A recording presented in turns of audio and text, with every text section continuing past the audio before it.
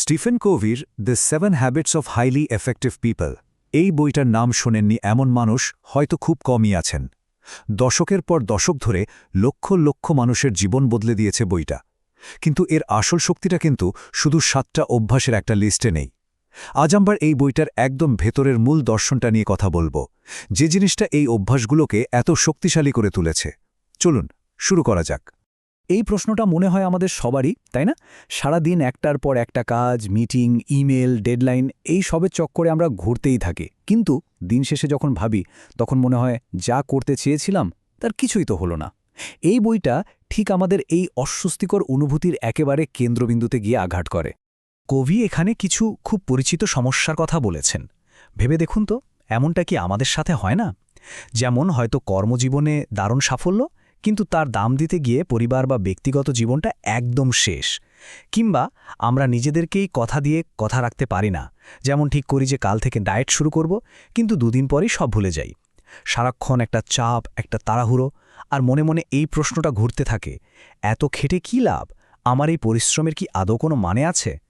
কবি বলছেন এই সমস্যাগুলো আসলে বাইরের না, এগুলো আমাদের ভেতরের। আচ্ছা, সমস্যাগুলো তো বোঝা গেল, কিন্তু সমাধানটা কোথায়?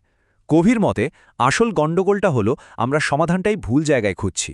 উনি বলছেন গত প্রায় 50 বছর ধরে সাফল্যের যে ধারণা আমাদের মধ্যে গেঁথে গেছে সেটা খুবই ভাষা, মানে উপর উপর। এখানেই বইটার সবচেয়ে গুরুত্বপূর্ণ ধারণাটা পরিষ্কার হয়ে যায়। কবি বলছেন সাফল্যের দুটো নীতি আছে। একটা হলো পার্সোনালিটি এথিক বা ব্যক্তিত্বের নীতি। এটা জোর দেয় বাইরের জিনিসগুলোর ওপর, যেমন খুব সুন্দর করে কথা বলার কৌশল, সবসময় পজিটিভ থাকার ভান করা বা মানুষকে প্রভাবিত করার নানা টেকনিক।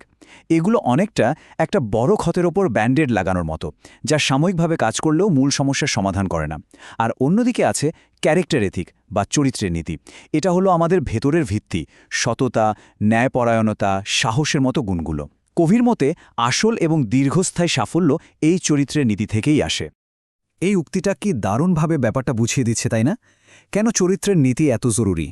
আমাদের চরিত্র মানে আমরা ভেতর থেকে আসলে কেমন মানুষ, সেটাই সবচেয়ে জোরে কথা বলে। আমরা যতই কৌশল ব্যবহার করি না কেন, যদি আমাদের চরিত্রের সততা না থাকে, মানুষ সেটা ঠিকই ধরে ফেলবে এবং আমাদের ওপর থেকে বিশ্বাস হারিয়ে ফেলবে। আসল কথাটা হলো আমাদের চরিত্রই আমাদের সবচেয়ে বড় পরিচয়। তো প্রশ্ন হলো, আমরা কিভাবে আমাদের চরিত্র গঠন করব? কবি বলছেন শুধু আচরণ বদলানোর চেষ্টা করে লাভ নেই। এটা অনেকটা গাছের পাতায় জল দেওয়ার মতো। আসল কাজ হলো গাছের মূলে বা শিকড়ে জল দেওয়া। আর এই মূলটাই হলো আমাদের প্যারাডাইম বা দৃষ্টিভঙ্গি। মানে আমরা এই দুনিয়াটাকে কিভাবে দেখি, আসল পরিবর্তনটা ঠিক ওখান থেকে শুরু করতে হবে। প্যারাডাইম শব্দটা শুনতে হয়তো একটু ভারী লাগছে, কিন্তু এর ধারণাটা খুবই সহজ। ভাবুন, এটা হলো আমাদের মানসিক মানচিত্র বা আমাদের চোখের চশমা। আমরা এই চশমা দিয়েই পুরো জগৎটাকে দেখি। আমাদের চিন্তাভাবনা, অনুভূতি, আচরণ সবকিছুই এই মানচিত্রটা ঠিক করে দেয়। এখন একটা জিনিস ভাবুন তো, আপনি কলকাতা শহরে আছেন, কোথাও একটা যাবেন বলে ঠিক করেছেন, কিন্তু আপনার হাতে ভুল করে দিল্লির একটা ম্যাপ ধরিয়ে দেওয়া হয়েছে। আপনি যতই ভালো গাড়ি চালান, যতই পজিটিভ মনোভাব নিয়ে এগোন না কেন, আপনি কি কখনো কলকাতার সেই জায়গাটায় পৌঁছাতে পারবেন না। কারণ আপনার মূল জিনিসটাই তো ভুল, মানচিত্রটাই ভুল। আমাদের জীবনে ঠিক এটাই হয়। যদি আমাদের প্যারাডাইম বা মানসিক মানচিত্রটাই ভুল থাকে, তাহলে আমাদের সব পরিশ্রমই বৃথা যেতে পারে। প্যারাডাইম শিফট বা দৃষ্টিভঙ্গির এই বদলটা কতটা শক্তিশালী তা বোঝানোর জন্য কবি একটা অসাধারণ গল্প বলেছেন।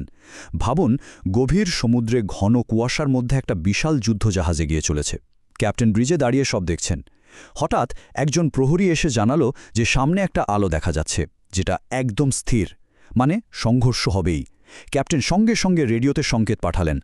ক্যাপ্টেনের বার্তার জবাবে ওপার থেকে উত্তর এলো, আমরা তো পথ বদলাতে পারবো না, আপনাদেরই পথ 20 ডিগ্রি ঘোরানোর পরামর্শ দিচ্ছি। ক্যাপ্টেন তো রেগে আগুন। উনি আবার বার্তা পাঠালেন, আমি একজন ক্যাপ্টেন, বলছি পথ বদলাও। উত্তর এলো, আমি একজন সাধারণ নাবিক, কিন্তু আপনারই পথ বদলানো উচিত। ক্যাপ্টেন এবার প্রচণ্ড রেগে গিয়ে শেষ বার্তা পাঠালেন, আমি একটা যুদ্ধজাহাজ, বলছি পথ 20 ডিগ্রি ঘোরান। আর ঠিক তখনই চূড়ান্ত উত্তরটা এলো, যেটা এক মুহূর্তে ক্যাপ্টেনের পুরো দুনিয়াটাই বদলে দিল। উত্তরটা ছিল, আমি একটি বাতিঘর। ব্যাস 1 সেকেন্ডের মধ্যে ক্যাপ্টেনের প্যারাডাইম বদলে গেল। উনি বুঝতে পারলেন বাস্তবতা উনি যা ভাবছিলেন তার থেকে সম্পূর্ণ আলাদা। এটাই হলো প্যারাডাইম শিফট। আর ঠিক এখানেই 7টি অভ্যাসের আসল উদ্দেশ্য লুকিয়ে আছে।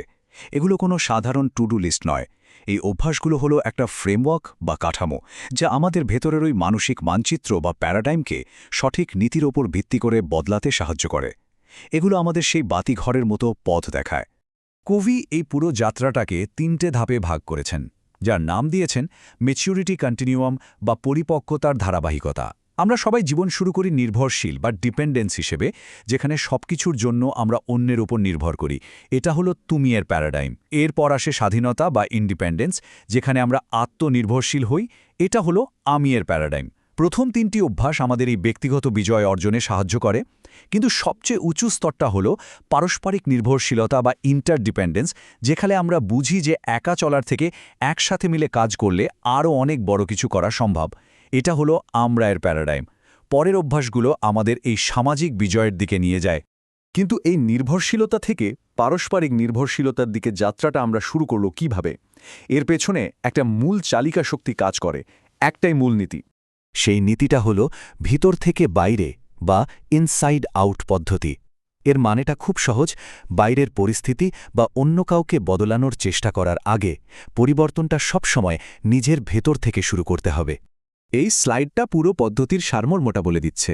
আসল কথাটা হলো, যদি আমরা একটা সুখী দাম্পত্য জীবন চাই, তাহলে আগে নিজেকে এমন একজন মানুষ হিসাবে তৈরি করতে হবে যিনি সম্পর্কে ইতিবাচক শক্তি যোগান। যদি আমরা চাই সহকর্মীরা আমাদের বিশ্বাস করুক, তাহলে আগে নিজেকে বিশ্বাসযোগ্য হতে হবে। ব্যক্তিগত বিজয় মানে নিজের উপর নিয়ন্ত্রণ আনা, সামাজিক বিজয়ের আগে আসতেই হবে। নিজের চরিত্র ঠিক না করে অন্যের সাথে সম্পর্ক ঠিক করার চেষ্টা করাটা আসলে বোকামি ছাড়া আর কিছুই না। তাহলে দিনের শেষে প্রশ্নটা আমাদের নিজেদের কাছেই ফিরে আসে। থরের এই কথাটা আমাদের ভাবতে বাধ্য করে, আমরা কি সারাদিন শুধু সমস্যার পাতায়, অর্থাৎ বাইরের আচরণ আর কৌশল নিয়েই ব্যস্ত থাকব, নাকি আমরা সেই মূলে বা শিকড়ে আঘাত করব, যা হলো আমাদের প্যারাডাইম, আমাদের চরিত্র? স্টিভেন কোভির মতে সত্যিকারের কার্যকর হওয়ার চাবিকাঠিটা কিন্তু সেই মূলের মধ্যেই লুকিয়ে আছে, আর সেই মূলটা হলাম আমরা নিজেরাই।